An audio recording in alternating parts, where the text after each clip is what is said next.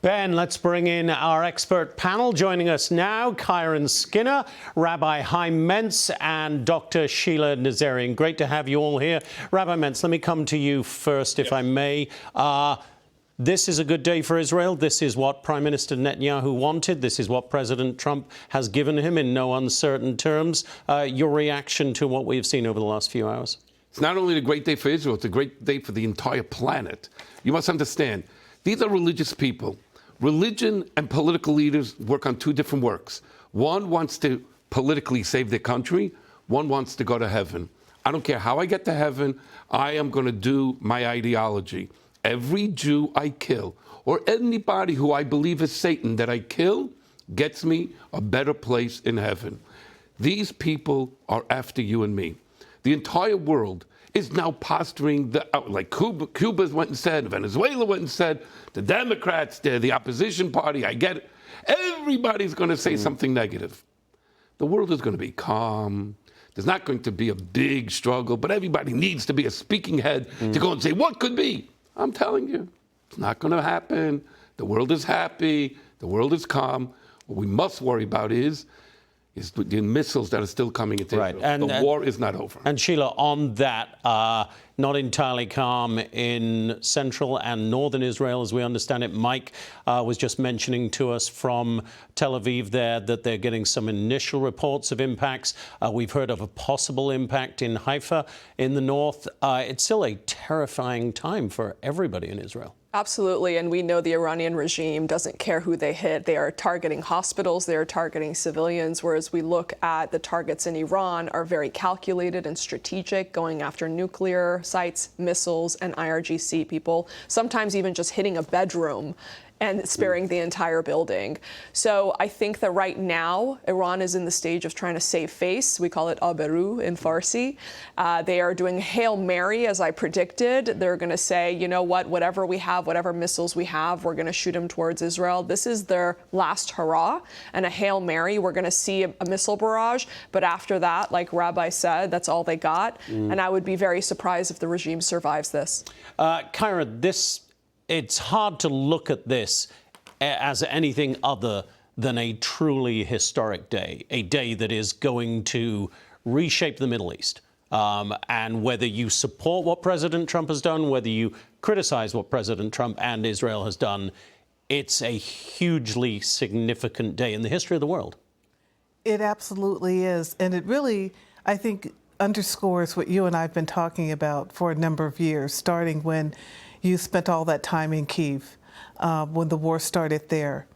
There's been a debate about whether President Trump is a peace strategist, if he could be pushed to be a warmonger, if there's something called the Trump Doctrine.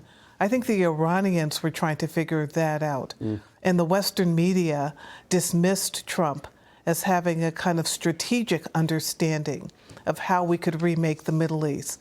Tonight, the Iranians understand that there is a Trump doctrine, that there is a notion of peace through strength, that Donald Trump is not afraid of the application of military power. There's no confusion now. The isolationists in his administration and surrounding him have been dealt a blow because they thought they owned the Trump doctrine. Trump owns it himself. He's trod a line here, it seems to me, as well, Kiron, in that he has demonstrated the great might of the U.S. military without committing a single boot on the ground, as it were. He's not, it would be hard to say he is committing the U.S. to an ongoing war here. What he's performed is a very surgical strike. Do you think he is trying clearly to tread that line still between showing strength and leaving at least the door marginally ajar for diplomacy? He always says he wants diplomacy. He has never taken diplomacy off the table. The strike is about diplomacy. The strike is not to demonstrate American power, which is awesome and unmatched. What he has said is that this strike on the nuclear enrichment facilities in Iran is about bringing them to the table for a diplomatic solution to the problem.